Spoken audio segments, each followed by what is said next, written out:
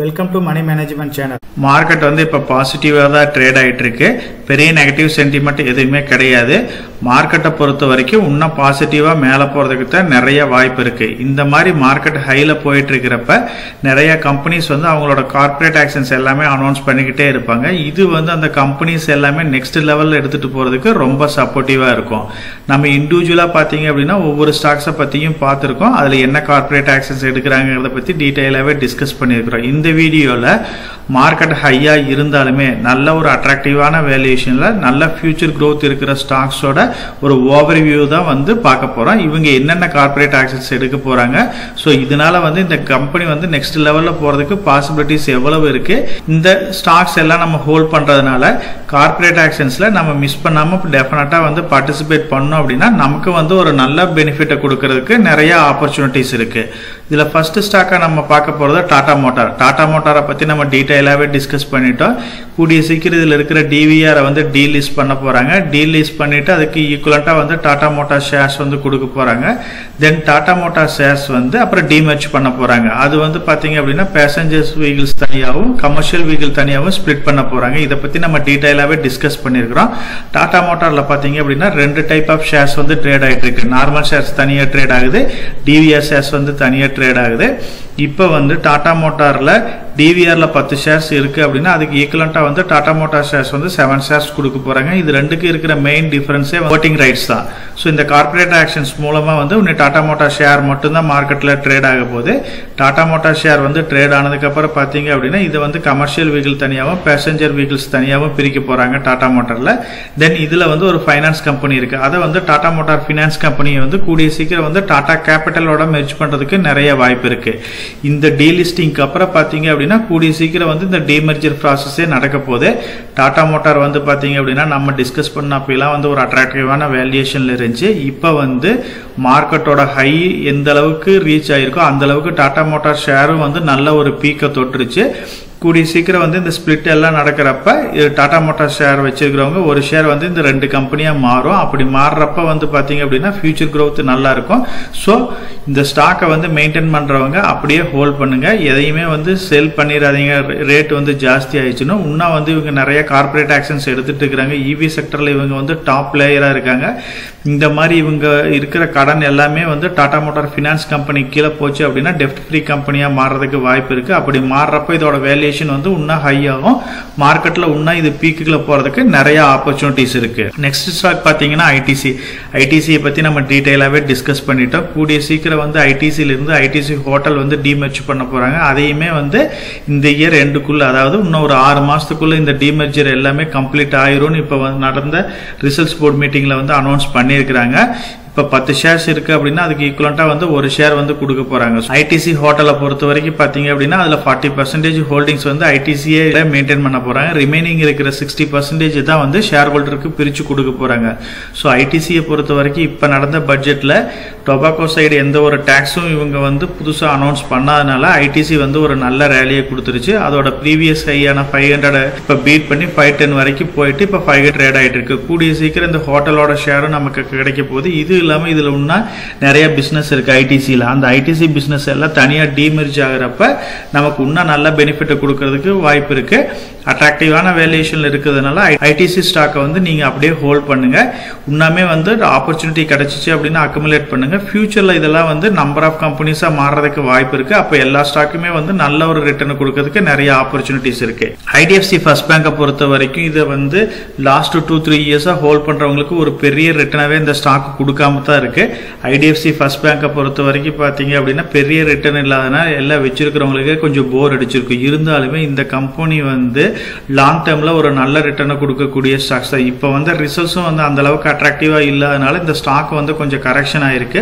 கூடிய சீக்கிரம் IDFC லிமிட்டடும் IDFC first பேங்கை merge பண்ணி ஐடிஎஃப்சி ஃபர்ஸ்ட் பேங்கா மாற்ற போறாங்க. அப்படி மாறுறப்ப இந்த பேங்க் வந்து இன்னும் எக்ஸலண்டா பர்ஃபார்ம் பண்றதுக்கு நிறைய வாய்ப்பு இருக்கு.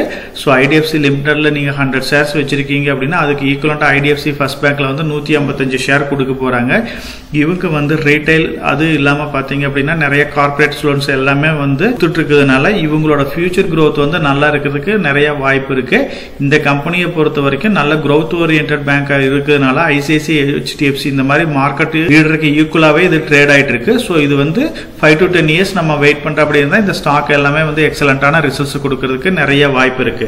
நெக்ஸ்ட் ஸ்டாக்கை பொறுத்த வரைக்கும் டாடா குரூப்ல இருக்கிற ஒரு வேல்யூபிளான கம்பெனி, கொஞ்சம் காஸ்ட்லியான கம்பெனி. ஸோ இப்பதான் வந்து இந்த டாடா காஃபி வந்து டாடா கன்சியூமர் ப்ராடக்டோட மெர்ஜ் பண்ணாங்க. இப்போ மெர்ஜ் பண்ணதுக்கு அப்புறம் இந்த ஸ்டாக் வந்து ஒரு நல்ல ரேலியை கொடுத்துருச்சு. இப்போ இந்த கம்பெனியில பாத்தீங்க அப்படின்னா ரைட்ஸ் இஷ்யூ வந்து ஆஃபர் பண்ணியிருக்காங்க. அதாவது 26 ஷேர்ஸ் இருக்கு அப்படின்னா அதுக்கு ஈக்குவலண்டா வந்து ஒரு ஷேர் கொடுக்க போறாங்க. நம்ம ரைட்ஸ் இஷ்யூல வந்து டெஃபினட்டா பார்ட்டிசிபேட் பண்ணணும். அப்படி பண்ணல அப்படின்னா நம்மளோட வேல்யூ வந்து அட்ஜஸ்ட் ஆகிறப்ப நமக்கு லாஸ் ஆகிறதுக்கு நிறைய வாய்ப்பு இருக்கு. 26 ஷேர்ஸ் நம்ம ஹோல்டிங்ஸ்ல வச்சிருந்தோம் அப்படின்னா ஒரு ஷேர் 818 ரூபாய் ரேட்ல கொடுக்க போறாங்க. டாடா கன்சியூமர் ப்ராடக்ட் ஷேர்ஸ் வச்சிருக்கிறவங்க டெஃபினட்டா வந்து இந்த ரைட்ஸ் இஷ்யூல பார்ட்டிசிபேட் பண்ணுங்க. இந்த ஆப்பர்ச்சுனிட்டியை மிஸ் பண்ணிடாதீங்க. மிஸ் பண்ணீங்க அப்படின்னா உங்களோட வேல்யூ அட்ஜஸ்ட் ஆகிறப்ப மைனரா லாஸ் ஆகிறதுக்கு நிறைய பாசிபிலிட்டிஸ் இருக்கு. ஸோ டாடா கன்சியூமர் ப்ராடக்ட் வச்சிருக்கிறவங்க டெஃபினட்டா இதுல வந்து பார்ட்டிசிபேட் பண்ணுங்க.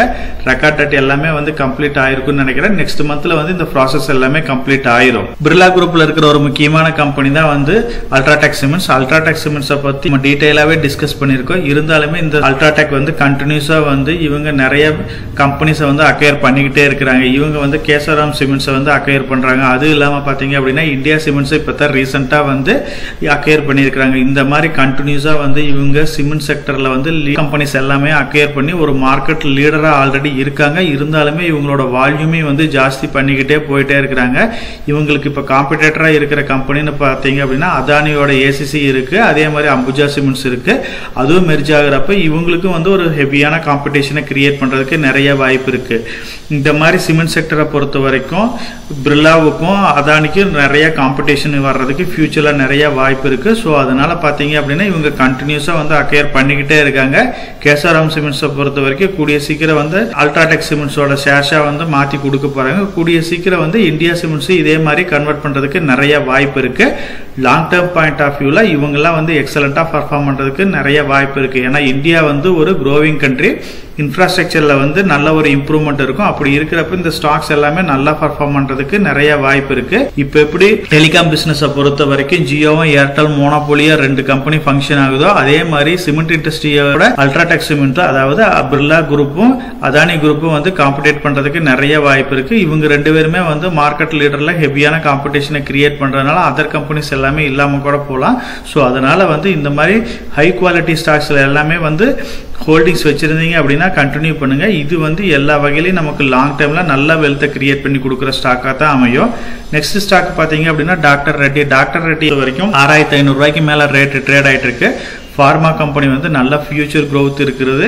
ஸோ இது எக்ஸலண்டான ஸ்டாக் தான். அதற்கு ஃபார்மா கம்பெனியை கம்பேர் பண்றப்ப இதோட வேல்யூஷன் வைஸ் வந்து ஓரளவுக்கு அட்ராக்டிவான பிரைஸ்ல தான் இருக்கு. இப்போ இதோட ரேட் 6500 ரூபாய்க்கு மேல இருக்கிறதுனால ரீட்டைல் பர்சன்ஸ் எல்லாமே கொஞ்சம் பை பண்றது கொஞ்சம் கம்மியா இருக்கும். ஸோ இதை வந்து இந்த ஸ்டாக்கை வந்து ஸ்பிளிட் பண்றாங்க. இப்போ வந்து ஒரு ஸ்டாக்ஸ் இருக்கு அப்படின்னா அதை வந்து 5 ஸ்டாக்கா மாத்த போறாங்க. அதாவது ஃபேஸ் வேல்யூ 5 வந்து சிங்கிளா மாத்த போறாங்க. இப்படி மாத்துறப்ப இது வந்து 1200 300 அந்த ரேஞ்சில் ட்ரேட் ஆகிறதுக்கு நிறைய வாய்ப்பு இருக்கு. இப்ப இருக்கிற ரேட்டை பேஸ் பண்ணி அப்படி ட்ரேட் ஆகிறப்ப இதுல வந்து வால்யூம் வந்து ஜாஸ்தி ஆகும். வால்யூம் ஜாஸ்தி ஆகிறப்ப டாக்டர் ரெட்டிஸ்க்கு ஒரு நல்ல அடிஷனல் பெனிஃபிட் வரும். ஸோ அப்படி இந்த ஸ்டாக்கும் வந்து பாத்தீங்க அப்படின்னா இவங்களோட ரிசல்ட்ஸ் எல்லாமே நல்லா பர்ஃபார்ம் பண்ணுது.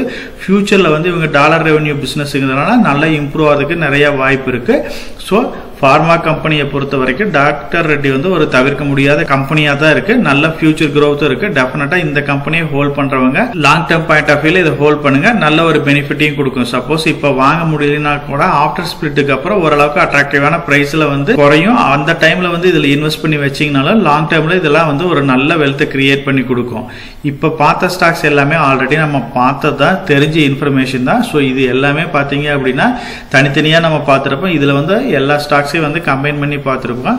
இந்த மாதிரி கார்பரேட் ஆக்ஷன்ஸ் எல்லாமே வந்து நீங்கள் உங்களோட போர்ட்ஃபோலியோவில் இருக்குது அப்படின்னா தவறாமல் பார்ட்டிசிபேட் பண்ணுங்கள். இப்போ ரைட்ஸ் இஷ்யூ இந்த மாதிரி இதில் அப்போ தான் வந்து நம்மளோட ஸ்டாக்ஸும் வந்து நல்லா க்ரோ ஆகும். நல்ல ஃபியூச்சர் க்ரோத் இருக்கிற ஸ்டாக்ஸ் தான் டெஃபினட்டாக இது எல்லாமே ஹோல்ட் பண்ணுங்கள். ஃபியூச்சரில் நல்ல ரிட்டர்ன் கொடுக்கும். நம்ம சேனலை பொறுத்த வரைக்கும் நம்ம சேனலை வந்து சப்ஸ்கிரைப் பண்ணிட்டு ஒரு 50% பார்க்குறாங்க, சப்ஸ்கிரைப் பண்ணாமல் ஒரு 50% பார்த்துட்டு இருக்கிறாங்க. சப்ஸ்கிரைப் பண்ணாத ஃப்ரெண்ட்ஸ் நம்ம சேனலையும் வந்து சப்ஸ்கிரைப் பண்ணி சப்போர்ட் பண்ணுங்க. நம்ம சேனல் மெம்பர் கம்யூனிட்டியில போர்ட்ஃபோலியோ அப்டேட், அதாவது என்னோட போர்ட்ஃபோலியோல என்ன ஸ்டாக் பை பண்றேன், என்ன ஸ்டாக் செல் பண்றேன், என்னென்ன சேஞ்சஸ் பண்ணிட்டு இருக்கேன், இதை பத்தி இன்ஃபர்மேஷன்ஸ் வந்து ஷேர் பண்ணிட்டு இருக்கேன். டெய்லி மார்க்கெட் அப்டேட் வந்து முடிஞ்ச வரைக்கும் போஸ்ட் பண்ணிட்டு இருக்கேன். கார்பரேட்ல என்னென்ன ஈவென்ட் இருக்கு, நம்மளோட இந்திய எக்கனாமியை பத்தி ஒரு சில யூஸ்ஃபுல்லான இன்ஃபர்மேஷன்ஸ் எல்லாமே ஷேர் பண்ணிட்டு இருக்கோம். மெம்பர் கம்யூனிட்டியில ஜாயின் பண்ணி இதை ரெகுலரா ஃபாலோ பண்ணீங்க அப்படின்னா உங்களுக்கு நாலேஜ் இம்ப்ரூவ் ஆகிறது மட்டும் இல்லாம உங்களோட போர்ட்ஃபோலியோவை ஹெல்த்தியா பில்ட் பண்றதுக்கு எல்லா வகையிலையும் சப்போர்ட்டிவா இருக்கும். இப்ப டிஸ்கஸ் பண்ண இன்ஃபர்மேஷன் எல்லாம் உங்களுக்கு யூஸ்ஃபுல்லா இருக்கும்னு நினைக்கிறேன். இந்த வீடியோ உங்களுக்கு யூஸ்ஃபுல்லா இருந்துச்சு அப்படின்னா நம்ம சேனலை வந்து சப்ஸ்கிரைப் பண்ணுங்க, நம்ம வீடியோவை லைக் பண்ணுங்க, ஷேர் பண்ணுங்க. கமெண்ட் செக்ஷன் ஓப்பனா தான் இருக்கு. சோ இந்த வீடியோ பத்தி உங்களோட ஒப்பீனியன் என்ன, இதுல என்னென்ன டவுட்ஸ் இருக்கு அப்படின்னு நீங்க கமெண்ட் செக்ஷன்ல போஸ்ட் பண்ணீங்க அப்படின்னா உங்களுக்கு மட்டும் இல்லாம நம்ம வியூவர்ஸ் எல்லாத்துக்குமே நல்ல ஒரு சப்போர்ட்டிவா இருக்கும். நான் ஒரு செபி ரிஜிஸ்டர்ட் அட்வைசர் கிடையாதுங்க. நம்ம சேனலில் போடுற வீடியோக்கள் எல்லாமே வந்து பார்த்தீங்கன்னா எஜுகேஷனல் ஆர் இன்ஃபர்மேஷன் பர்பஸ்க்கோசரம் போஸ்ட் பண்ணுற வீடியோக்கள் தாங்க. இன்வெஸ்ட்மெண்ட்னா கண்டிப்பாக ரிஸ்க் இருக்கும். அதனால நீங்கள் உங்கள் ஃபினான்ஷியல் அட்வைசர்கிட்ட டிஸ்கஸ் பண்ணியோ இல்லை நீங்களா ஓன் டிசிஷன் எடுத்தோ இன்வெஸ்ட் பண்ணுங்கள்.